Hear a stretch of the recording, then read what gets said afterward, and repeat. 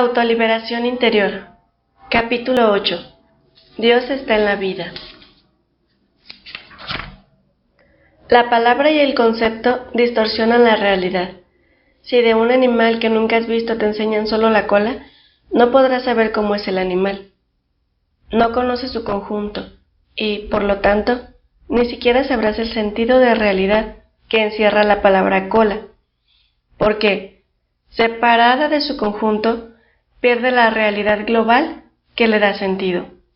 La palabra Navidad crea en nosotros una serie de emociones y sentimientos que nada tienen que ver con la realidad. En la naturaleza no existe la Navidad. La Navidad está programada en la mente cristiana como el Ramadán en los árabes y la Pascua en los judíos. Todo es ilusión de una palabra que crea unos conceptos y unas emociones. De igual manera, en la práctica, la religión no existe, puesto que en la realidad no la constituyen más que un conjunto de palabras y conceptos. ¿Qué tiene que ver la palabra Dios con la realidad? Nos hemos olvidado de la realidad con la sustancia que la palabra trata de indicar, y nos hemos quedado con la palabra. Lo que importa no es la palabra, ni el concepto, ni los símbolos. Todos los símbolos son imprecisos, y lo importante es que ellos solo nos sirvan para ponernos en contacto con la realidad que esconden. Dios no se deja encerrar. En la universidad te enseñan teorías, fórmulas y técnicas, y la teología debiera de servir para hacer ignorantes que cuestionen todo antes de adoptarlo. En la universidad te enseñan y en la facultad de teología debieran solo despertarte atacando tus errores y tus fórmulas. ¿Sabes qué le ocurrió a un caníbal que se comió a un misionero católico, a un protestante y a un metodista? Pues que tuvo un movimiento ecuménico en sus tripas. Solo nos separan las palabras y los conceptos. En el fondo todo es lo mismo. Dios es solo uno y no se deja encerrar. Lo que llamas tú no tiene base, pues tú no eres nada. Solo la realidad existe. Y solo entrarás en esa realidad a base de liberarte de tus programaciones y meterte en la noche oscura del no saber, de los no conceptos. Aunque antes dije que el niño es incapaz de amar, creo que no lo dije bien, pues los niños seguramente saben amar de una manera tan pura y sin conceptos, tan espontánea, que no los entendemos con nuestra mentalidad programada. Los niños son los únicos que ven las cosas como son. Ven a las personas sin etiquetas, sin prejuicios, y responden con espontaneidad a la realidad sin interferencias.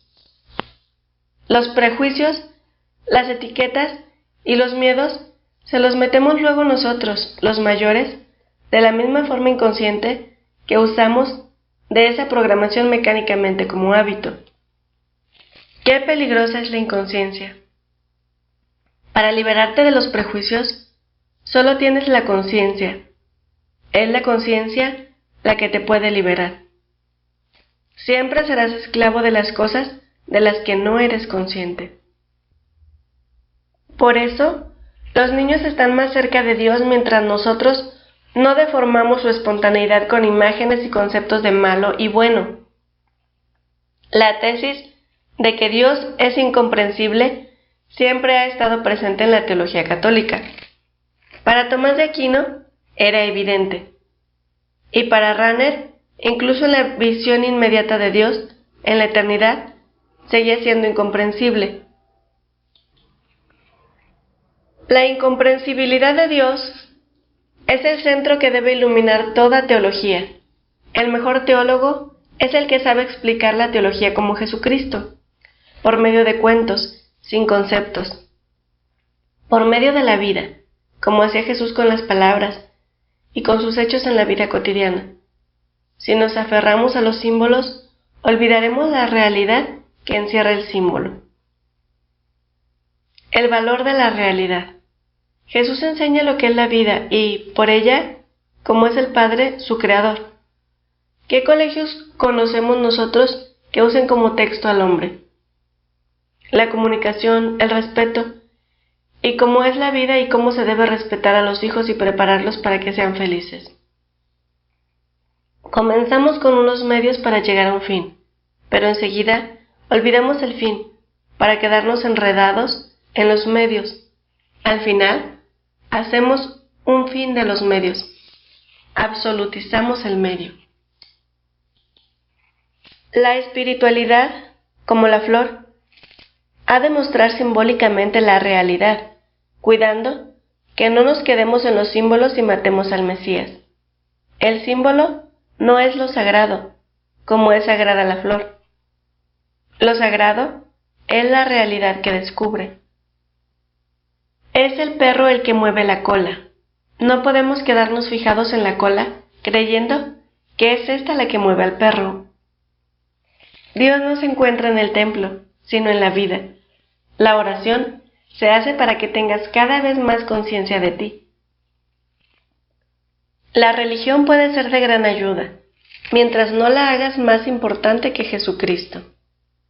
Al leer mi poesía de Dios, no te dejes llevar por la idolatría, dice Tagore. Por esa idolatría, la gente sigue crucificando al Mesías. Dios es el misterio. Cuando el hombre se hace religioso, es capaz de cometer las mayores crueldades por defender un concepto de verdad, creyendo que cumple la voluntad de Dios. El comunista adoctrinado se molesta mucho cuando se critica el comunismo. Los religiosos adoctrinados también se molestan cuando se critica la religión. Ellos se creen no solo poseedores de la verdad, sino los vengadores y justicieros de quien no la cumple. Se sienten los guardianes de Dios, sus abogados, y en nombre de esa fanática creencia hay que reconocer las enormes crueldades que se producen aún en los conventos. Se hace de forma inconsciente, creyendo que es un servicio a Dios. Es preciso que despertemos a esta realidad de que la religión no existe, y puede ser muy dañina. Sí, en ella no está la realidad, la vida, porque solo la vida y la realidad nos muestran la verdad. También Pablo fue cruel inconscientemente por fanatismo, creyendo que hacía un servicio a Dios. Era su programación la que lo guiaba y ponía todo su entusiasmo y su fuerza en ello, pero él fue golpeado y despertado por la realidad que lo tiró del caballo y le dio la luz. Es la realidad la que nos tiene que despertar. Si hay tanta crueldad en el mundo, es porque nos falta sensibilidad para despertar a la verdad, caernos del caballo del poder y la violencia para dar de cara contra el suelo de la realidad y despertarnos a la luz de la verdad. Eso es muy comprometido. Si nos cuesta tanto caernos del caballo, es porque la religión se ha identificado con el poder, endureciéndose, embruteciéndose, en vez de sensibilizarse con la verdad. La religión no quiere ver la realidad del tercer mundo, porque si la viese, tendría que cambiar y soltar su poder. Cuidar a los pobres no es hacer un programa de ayuda desde el poder, sin sensibilizarse con la injusticia que provoca su pobreza. No se puede hacer un programa de amabilidad y ayudar sin bajar hasta ellos y vivir su vida como hizo Jesús. Desde arriba no puedes ver a los pobres como son. La amabilidad no es sonrisas ni buenas palabras mientras das una limosna. La amabilidad es hacer lo que más conviene a la otra persona, según lo que necesita en ese momento. El místico es amable, pero no deja de ser enérgico y duro cuando hace falta, y sabe responder precisamente porque es libre de prejuicios, de miedos, de poderes y de honores, y por ello es capaz en todo momento de ser fiel a la verdad. Por eso no se amarga nunca ni se altera. Tu acción debe venir de tu sensibilidad y no de tu ideología. Las matanzas, las injusticias y las guerras provienen de la ideología que ciega a uno a la realidad y lo endurece. La teoría puede servir en algún momento, pero siempre que no desborde, u oculte la realidad. Jesús era místico, hombre de vida, y por ello obraba sensibilizado con la vida. Por ello, Jesús para la gente programada resulta inconsistente, imprevisto, inaprensible y asusta. Prefieren hacerse una ideología que se pueda programar y utilizar, algo que no escape de toda categoría y todo esquema. Jesús predicaba con la vida, y eso es muy comprometido. La conciencia social no existe. El no dejar ver las cosas a los pobres y querer mirarlas nosotros por ellos es ser adoctrinados, es manipularlos y no respetar su derecho a la liberación por sí mismos. Cuidado de no quitarle su espontaneidad, su alegría y su cultura primitiva con la idea programada de liberarlos. El trabajo social que no brote de la sensibilidad y el respeto es peligroso. Con el nombre de salvación también existen la utilización, la persecución, la explotación y la crueldad. Yo he conocido pobres muy pobres que se sentían felices a pesar de que no comían más que una vez al día. Ellos estaban a un nivel espiritual mucho más alto que el mío. Sencillez, alegría y vivir libres de preocupaciones futuras es algo que tiene un sentido mucho más real en los pobres que en nosotros, los programados. Ellos están libres de conceptos. Jesucristo se sensibilizó a la vida y no a la religión. ¿Cómo puedes amar lo que no has vivido y ni siquiera has visto con ojos despiertos? Tu vocación es ser Cristo, no cristiano. Ser sensible y abierto a las personas y a la vida. Ser libre, directo, inconsistente, imprevisible como Él lo fue. Opción por la verdad. ¿Tomó Jesús opción de clase? No te va a ser fácil saber dónde está el pobre. Jesús tomó opción por la verdad. La pobreza no es un estado de felicidad, sino de injusticia. Hay pobres que necesitan que se sea duro con ellos para que despierten. Hay que tratar a cada persona según lo que ella necesita. Sensibilízate con la injusticia, siendo tú justo, y así comenzarás a comprender la injusticia. El místico es el revolucionario por excelencia. Él no hace nada. Todo se hace por medio de él. Él se deja llevar por una fuerza que ni siquiera pueda resistir, la fuerza de la verdad. Ha habido místicos violentos, pero allí no se metía su ego. Cada uno sabrá lo que debe hacer si está despierto y abierto y sensibilizado a la verdad, como Jesús. No hace falta saber de dónde vino el mal, sino saber el porqué del mal que tienes ahora, de dónde procede.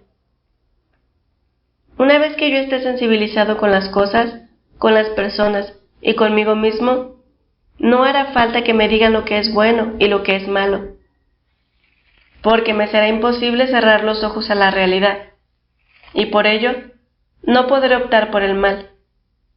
Yo entonces no podré aprobar lo que tú haces, si es un mal objetivo, pero tampoco podré obligarte a hacer lo contrario, ni dirigirte o reformarte. Trataré de ayudarte a que ese mal no exista y esperar a que despiertes. Gandhi decía, el que quiera venir a luchar conmigo para liberar a la patria, tendrá antes que purificarse, pues, de lo contrario, acabaríamos liberándonos de una presión para caer en otra peor. Hay que lanzarse a la batalla sin ningún rastro de odio, para que esa batalla sirva para algo. Liberarte del odio es lo mismo que liberarte de tu miedo, pues el miedo es lo que produce el odio.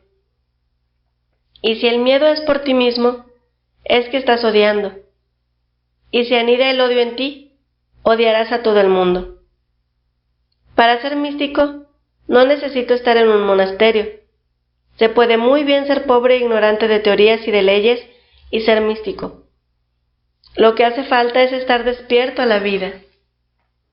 Lo importante es liberarte tú mismo, y eso lo puede hacer tanto un seglar como un monje. Quizá un monje con la dificultad de una comunidad cerrada, donde se originan tantos roces. Te da pie para descubrir más claramente tus enfermedades y sobre todo sufrir. Es el sufrimiento lo que ayuda a despertar, el encuentro con la realidad. El estar despierto y mirar sin engaños no quiere decir que desaparezca tu programación, sino que allí estará, pero la verás claramente, y al apego lo llamarás apego, y a lo que creías amor lo llamarás egoísmo. El apego habrá perdido la batalla cuando lo descubras, y ya no tendrá el poder que la inconsciencia le daba. Tú mandarás sobre él. Ejercicio. ¿Has experimentado alguna vez un sufrimiento grande? Recuerda la situación y trata de comprender que si hubieras usado tu comprensión, no habría surgido el sufrimiento. ¿El sufrimiento qué es? Es un deseo contrariado. Es un desear que las cosas ocurran como tú quieres que ocurran, o que las personas se comporten como tú quisieras. Y al no ser así, el deseo choca con la realidad, y de esta fricción surge el sufrimiento.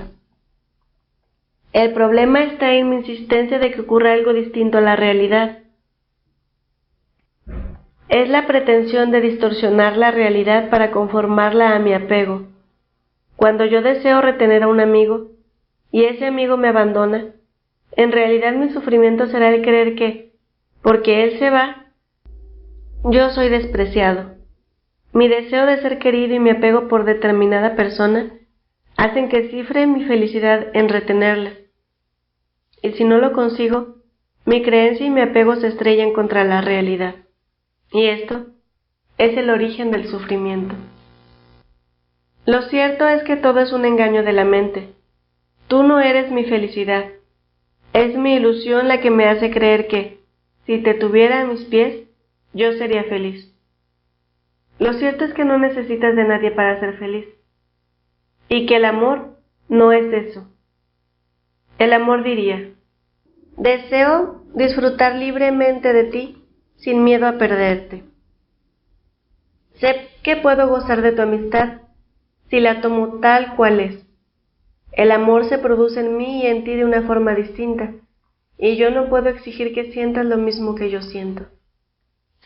Tú no puedes exigir a nadie que te quiera, pero en cuanto no seas exigente y sueltes los apegos, podrás reconocer cuántas personas te quieren así como eres, sin exigirte nada, y comenzarás a saber lo que es el amor. La realidad es aquella que traspasa todo concepto. Observar cuando sufres y ver todo lo que se presenta en la pantalla de tu conciencia para reconocer lo que la realidad te dice, fuera de todo concepto y separado de tu sufrimiento. Poco a poco, abrir tu conciencia a las cosas que hasta ahora vivías como hábitos y por ello te pasaban inadvertidas. Saber lo que hay detrás de todo concepto y de todo sufrimiento. Esta es la liberación de la mística. No renuncies a nada, pero no te apegues a nada. Disfruta de todo lo que te deparan la vida y las personas, pero no retengas nada. Dejar que pasen es disfrutar de todas y renovar a cada instante la felicidad.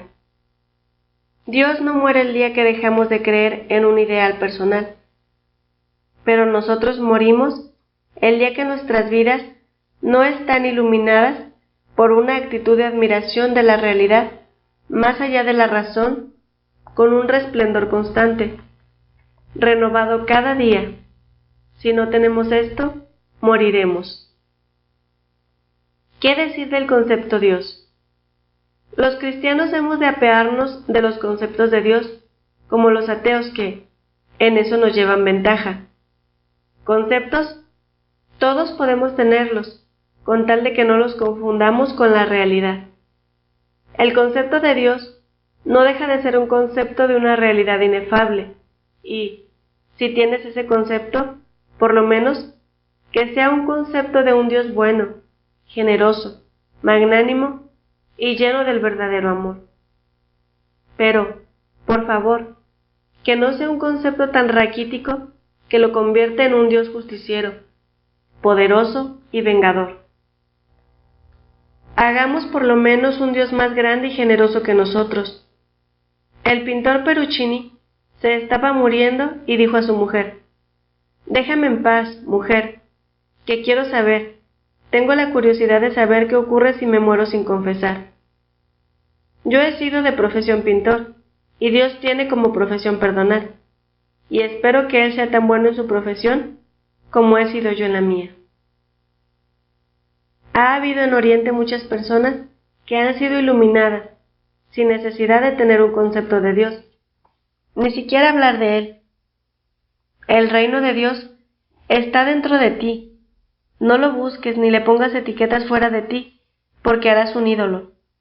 El padre Rahner, al hablar de los sacramentos, dice: «No es la invasión de una fuerza divina exterior a ti, más bien es la acción por medio de la cual el cristiano da más fuerza a lo que ya existía allí. El mundo es el cuerpo de Cristo. El sacramento es una fuerza que da más eficacia a lo que ya existía, a lo que ya tenía». Esta es la forma en que lo expresa Rahner. Rahner es tan radical como lo es Hans Kung, y sería también condenado si fuese tan fácil entenderlo como lo es Hans Kung.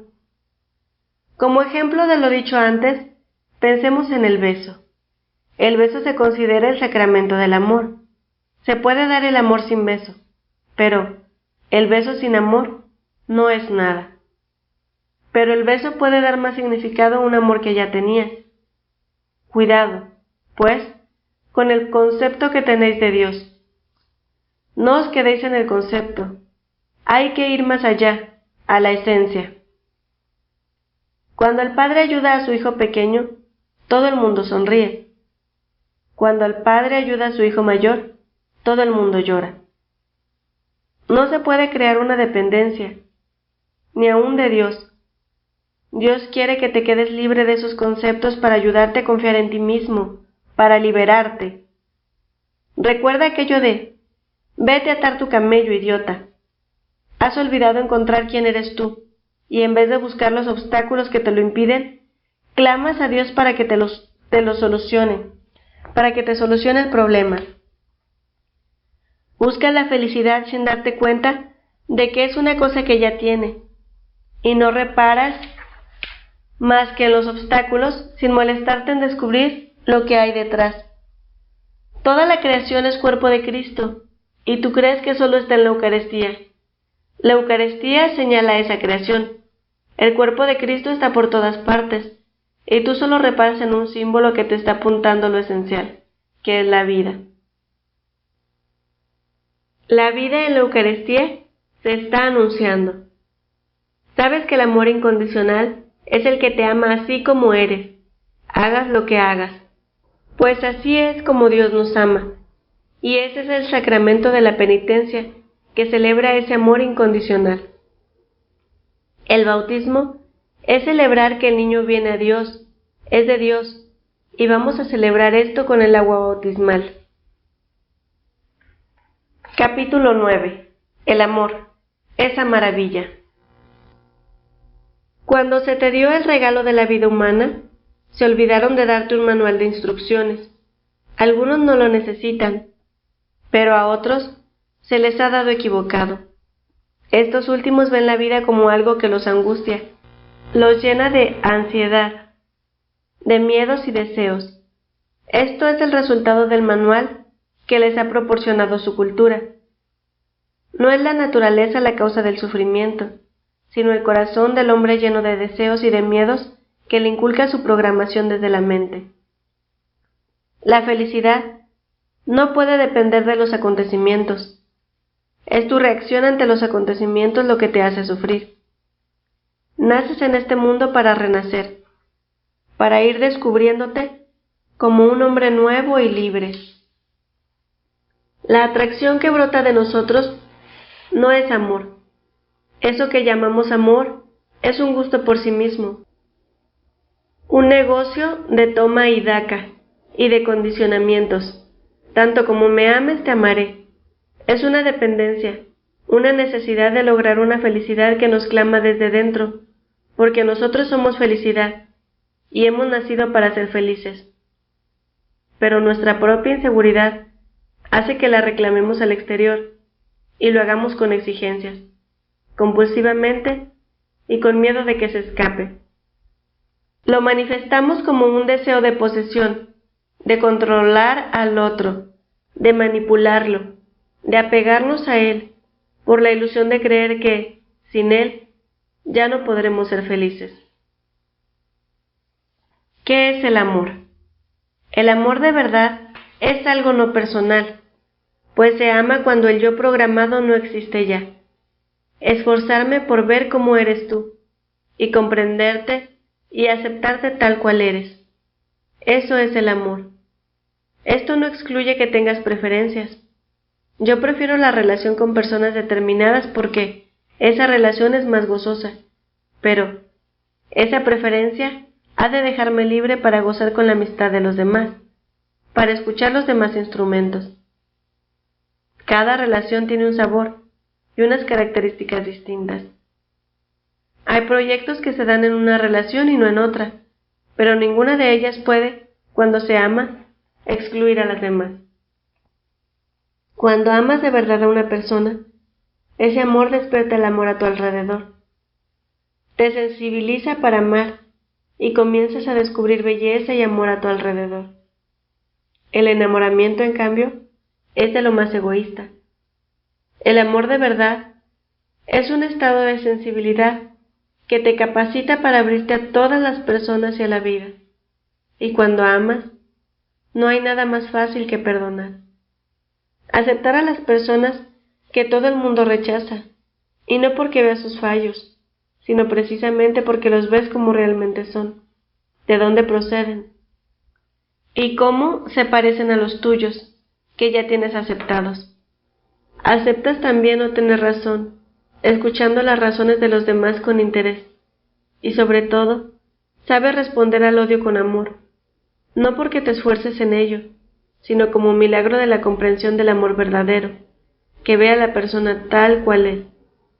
Las 3 señales de estar despierto son perdonar, aceptar y responder ante todo con amor. Más o menos iguales.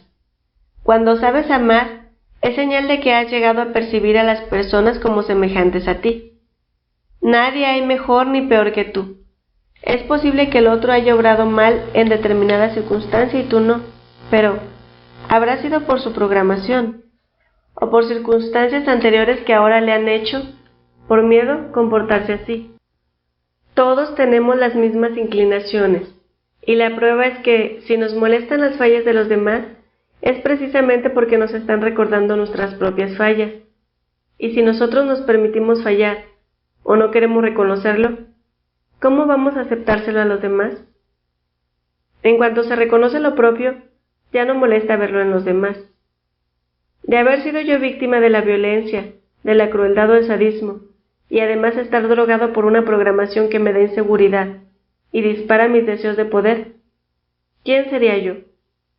Sería seguramente dictador o asesino, o cualquier otra clase de malhechor.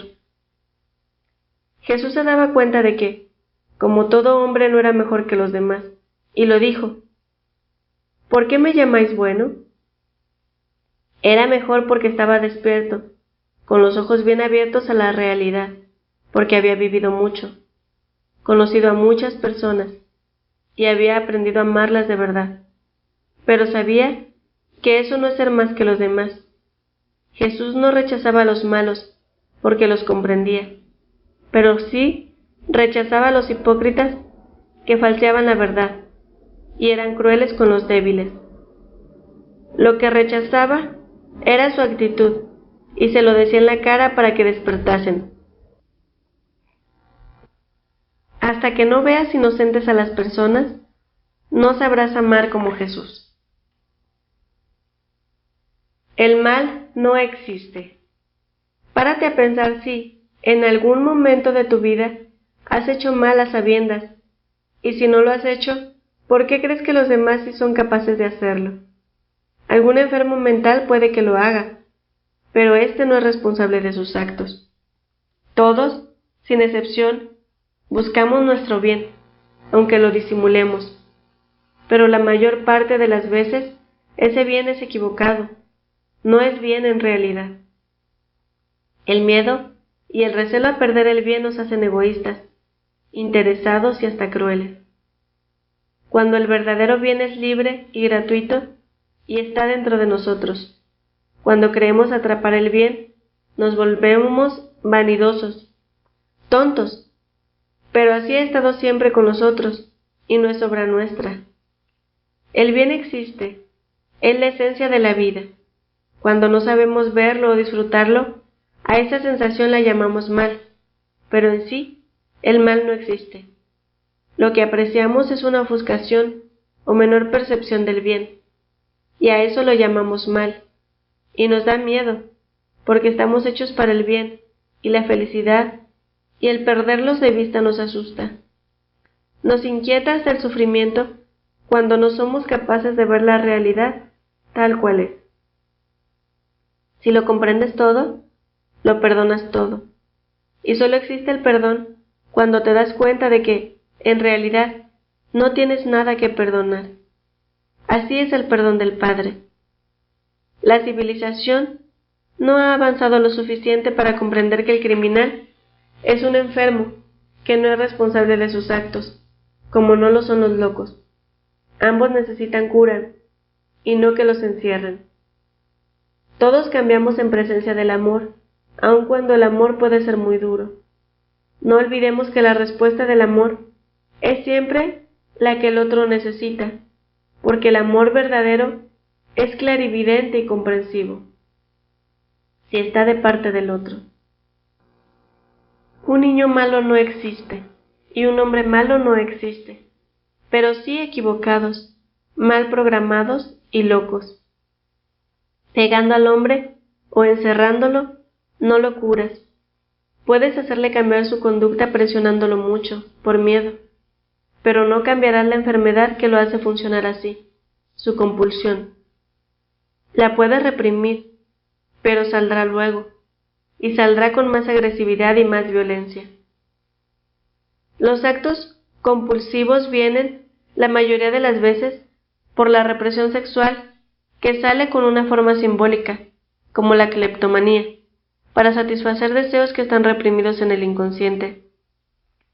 Como no llegues a descubrirlo y des libre paso a esa represión, los actos compulsivos seguirán ahí, y no se curarán nunca, por mucho que te empeñes en cambiar la conducta. Si descubriésemos el origen de nuestras represiones, nos curaríamos para siempre. Por eso es tan importante que nos conozcamos a fondo, bien despiertos, y conociéndonos nosotros, fácilmente conoceremos a los demás. El inconsciente humano tiene una enorme importancia. Es algo muy delicado y enormemente complicado en su sensibilidad, con casos de efecto-causa, que, al descubrirlos, se logran resultados mágicos. Pero si esto no se conoce, ¿cómo se puede cambiar? El mal que haces a los demás es lo mismo que hacerte el mal a ti mismo. El día que comprendas esto, el perdón será muy fácil. Podrás defenderte del otro, lo pararás, pero no sentirás ningún odio, sino la comprensión del amor clarividente. El hombre es libre, pero no existe libertad para distorsionar el bien. Solo un loco o un dormido hacen el mal. Los que no saben lo que es la libertad o no tienen libertad para ser ellos mismos, porque son esclavos de sus compulsiones o sus miedos. Son llevados por su resentimiento y su egoísmo que los hacen crueles. Te tienes que defender de sus modos, pero no confundir al enfermo con su enfermedad y condenarlo. Ejercicio. Piensa en algo que hayas hecho en el pasado y que al recordarlo tenga sentido de culpabilidad. Entiende que, como para ti Lo que hacías tenía una parte de agrado, esa parte no te dejó ver tu injusticia, o pudo más que ella. Tú actuabas bajo los efectos de la programación, paralizado e hipnotizado por ella. Creías que tu felicidad estaba en hacer aquello, ¿no? A ver si eres capaz de ver lo que sucedió como consecuencia de una enfermedad de la que quieres sanar. Si te das cuenta de ello, es que despiertas a la realidad.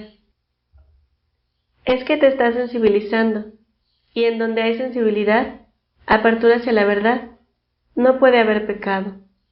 Puedes estar enfermo y necesitar curarte, despertarte más a la realidad.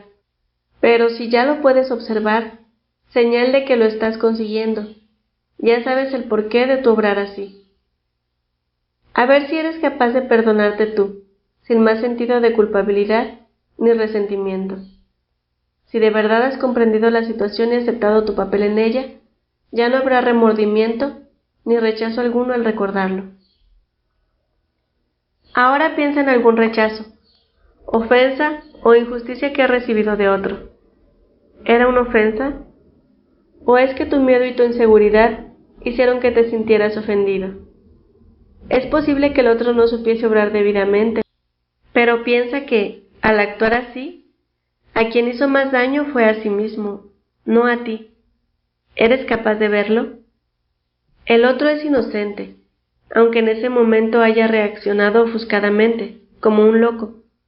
Pero lo importante es que él no está capacitado para ofenderte, ni con palabras, ni con actitudes, ni con gestos. Es tu inseguridad la que se sintió atacada e hizo que tus mecanismos de defensa se pusieran en guardia. Recompón la situación y verás cómo es así. ¿Qué es el pecado? Existe el pecado, pero es un acto de locura. Tú preocúpate de desmontar tu programación y no te preocupes de lo que te digan. Sí, pero hay un juego psicológico, el del triángulo, que se suele llamar el juego del sí, pero. Es como una transición entre dos o más personas. Un psicólogo que era un genio pensó que tú, en ese juego, irremediablemente haces uno de estos tres papeles del triángulo: rescatador, perseguidor o víctima. El rescatador actúa bajo el influjo de la culpabilidad. El perseguidor actúa bajo el influjo de la agresividad. La víctima actúa bajo el influjo del resentimiento. Si tú entras en el triángulo, irremediablemente cargarás con las consecuencias. Te quemarás. Supongamos que estoy cansado y necesito tiempo para mí, y tú vienes a mí con cara de víctima reclamando mi atención.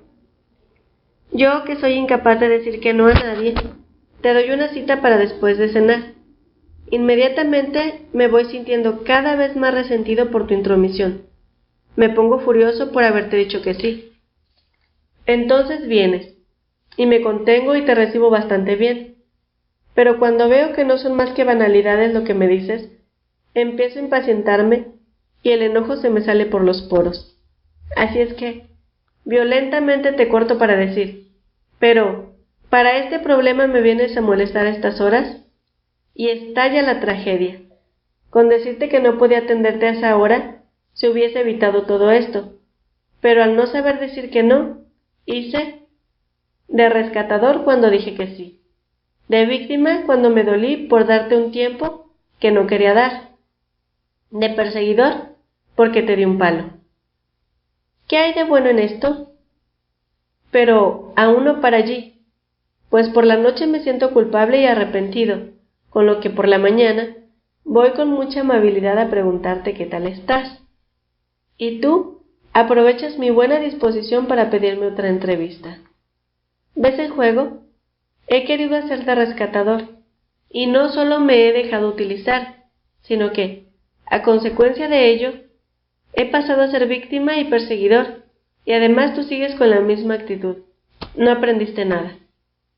La culpa en verdad la tengo yo, por meterme en el juego y dejarme enredar en él, en vez de ser sincero y decir que no puedo. Es como aquel proverbio: Si dejas la puerta abierta, los que se meten son los fuertes y quedan fuera los débiles. Dejar la puerta abierta para todos, sin discernimiento, es peligroso. Alardeas de servicial y de bueno, y no caes en la cuenta de que no saber decir que no es de cobardes, egoístas e hipócritas, pues te gusta parecer bueno cuando por dentro estás echando chispas. Todos alguna vez dijimos sí cuando deseábamos decir no, y lo hacemos por el sentido de la culpabilidad metido en nuestra mente y por las buenas apariencias, por lo que puedan pensar de nosotros. En el pecado llevamos la penitencia. Solo el día que no nos importe lo que piensen de nosotros las personas, comenzaremos a saber amarlas como son y darles la respuesta adecuada. Lo cierto es que nuestro ego es el que propicia esa necesidad de que nos necesiten para sentirnos importantes. Vamos a poner unos ejemplos que muestran 4 casos de rescatador. 1. Cuando me lanzo a darte ayuda, pero en realidad no lo veo claro o no veo la necesidad de que tenga que hacerlo yo y no otro, o cuando sin pedírmelo tú, yo me ofrezco. 2. Cuando me presto a ayudarte porque me lo pides, pero yo no quiero ayudarte. 3. Cuando intento ayudarte yo, sin antes insistir para que seas tú quien te ayudes. 4. Cuando tú necesitas algo de mí, pero no lo dices explícitamente, esperando que yo lo adivine. Capítulo 10. El texto es la vida. Lo importante es despojarte de ilusiones y emociones que no tienen cabida porque no son reales. Ilusionándose, uno no alcanza la libertad ni la mística, dice Sócrates. La vida no conocida no vale la pena vivirla. Hay que disfrutar de todo, pero sin apegarse a nada. Cuando te desapegues, verás cómo disfrutas mucho más de todo, pues serás mucho más libre para recrearte en cada cosa sin quedar fijado a ninguna. El dudar es esencial para la fe.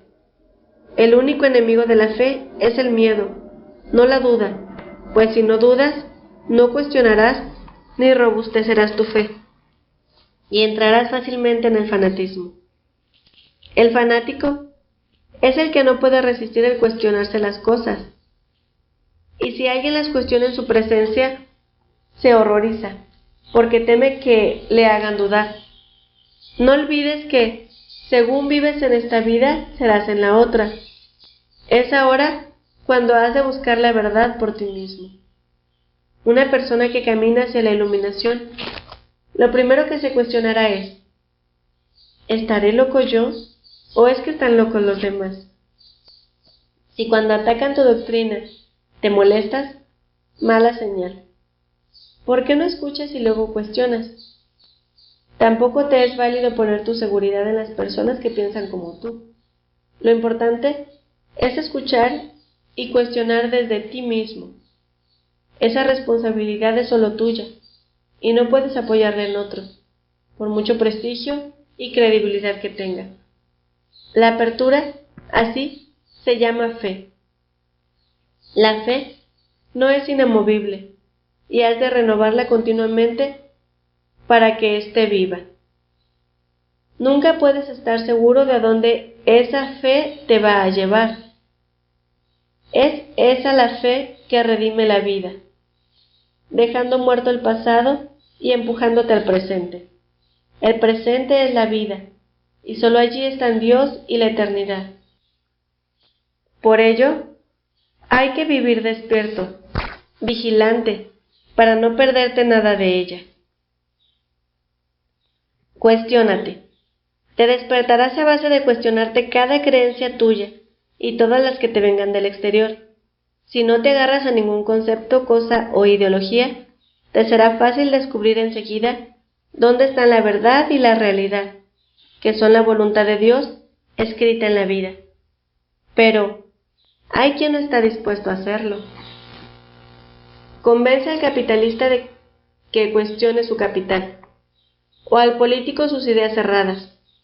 Están demasiado apegados a sus razones materiales. La palabra no describe la realidad, sino que la indica. La realidad no puede expresarse en su profundidad y sus matices, porque la palabra no es capaz de contenerla, y por ello, los místicos aseguran que es imposible expresar la realidad de Dios. De la misma manera, en la Biblia se nos señala solamente el camino, como ocurre con las escrituras musulmanas, budistas, etc. Por ello, con las escrituras se han cometido abusos de interpretación al querer aplicarlas literalmente. Ya hemos hablado de lo que ocurrió en los siglos pasados por tomarlas al pie de la letra, con la quema de herejes y otras barbaridades. Todos los fanáticos querían agarrar a su Dios y hacerlo el único. También los católicos tomamos al pie de la letra lo del único Dios y quisimos hacerlo nuestro. Las barbaridades y crueldades que se han hecho para defender que solo dentro de la fe católica está la salvación y que el que no está bautizado se condena eternamente, no se suelen publicar. Todo esto se podrá develar en los siglos venideros.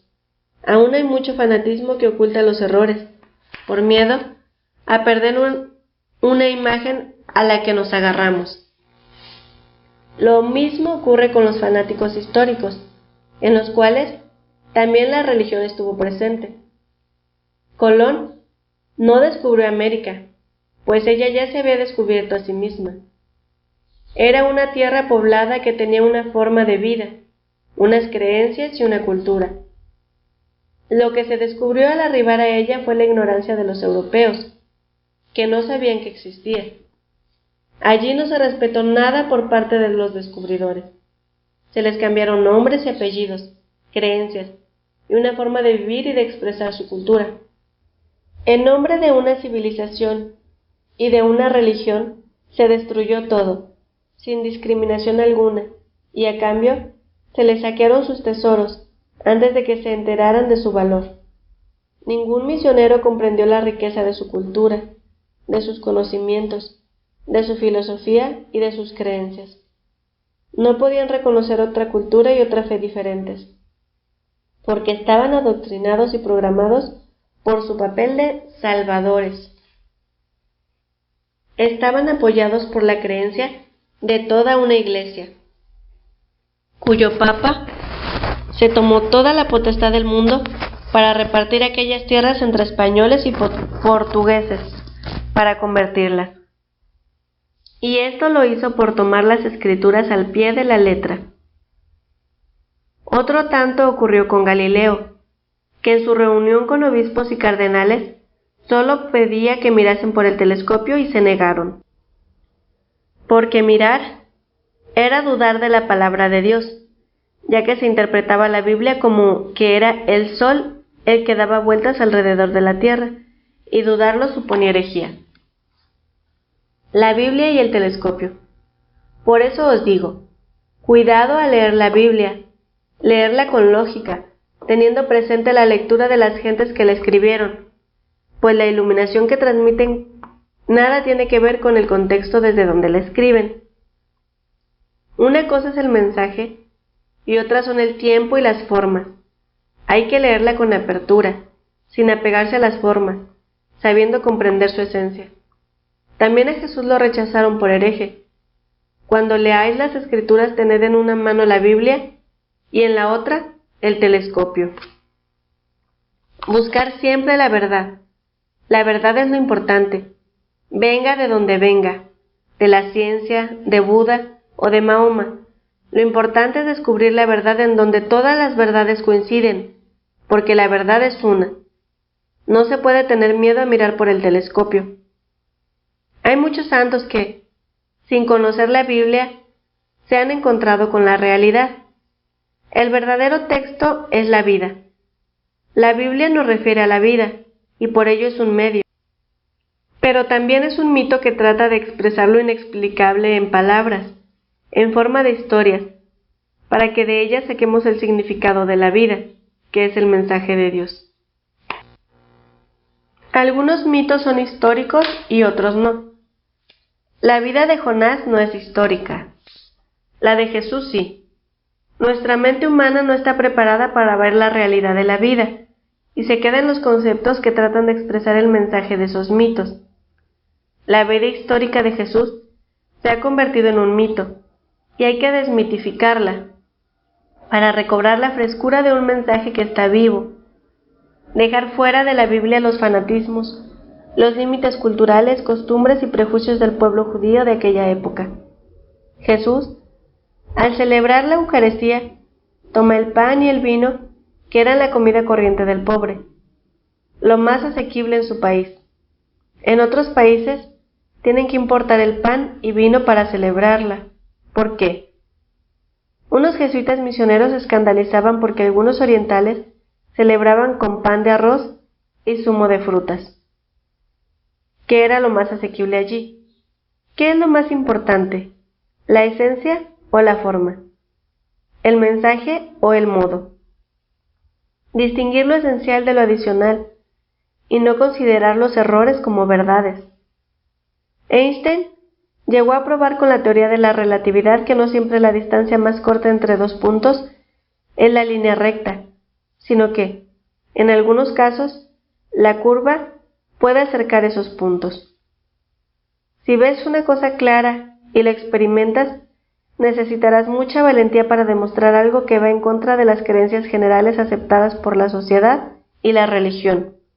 Te llamarán loco. Los científicos tienen la ventaja de poder demostrarlo. Los iluminados solo pueden vivirlo. Y sin embargo, las teorías no curan, y la fe sí. Ambas pueden ser acertadas o equivocadas. Hay que quitarle los sedimentos culturales y fanáticos para probar la verdad. Lo importante es mirar no el dedo, sino hacia dónde señala para descubrir la verdad. En eso nos es de gran ayuda la Biblia, que nos revela los datos y las actitudes que nos acercan a la verdad. El amor es clarividente.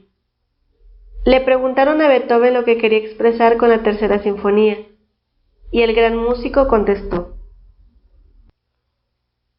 si yo pudiera expresar lo que significa con palabras, no necesitaría expresarlo con música.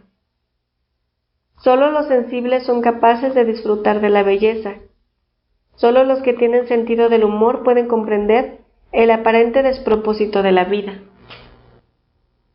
Precisamente porque tenemos la palabra Dios y asociamos a esa palabra las ideas con las que nos han programado, somos incapaces de descubrirlo en la vida corriente y cotidiana y en las personas que están pasando a nuestro lado.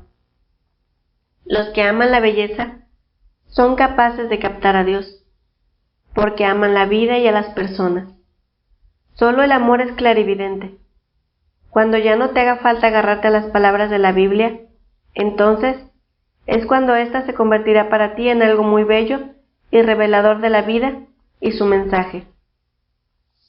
Lo triste es que la Iglesia oficial se ha dedicado a enmarcar el ídolo, encerrarlo, defenderlo, cosificándolo, sin saber mirar lo que realmente significa. La mejor manera de acercarte a la verdad es que pases un tiempo mirando el mar, el campo, la naturaleza, y sobre todo, que repares en las personas como seres nuevos, sin conceptos, sin memoria, y que las escuches desde adentro con tu corazón abierto de par en par, comprendiéndolas, amándolas. Esta es la mejor oración. Un día sentirás el asombro de haber estado prisionero de los conceptos y de tu ego. Entonces, verás lo bella que se te hace la Biblia, que te acerca a la vida y no te aleja de ella ya. Entonces, habrás encontrado la interpretación de la Biblia y, en ella, el manual para comprender mejor la vida. Una vez había un cachorro de león que se perdió y se metió en un rebaño de ovejas. Creció allí y se creía una oveja como ellas. Pero un día, un león adulto llegó por allí y las ovejas corrieron espantadas a ponerse a salvo, y entre ellas el pequeño león también corrió asustado. Pero el león, que lo había descubierto, le da alcance y el cachorro asustado le dice: «No me comas, por favor, Mas el león, sin decir nada, lo arrastra hasta el borde de una charca y lo obliga a que mire las dos imágenes reflejadas en el agua. El cachorro, al verse como en realidad era, como un león, despertó, y desde ese momento ya fue todo un león. Esto es lo que nos tiene que ocurrir al leer este libro, que despertemos para ver claramente que somos leones y no ovejas.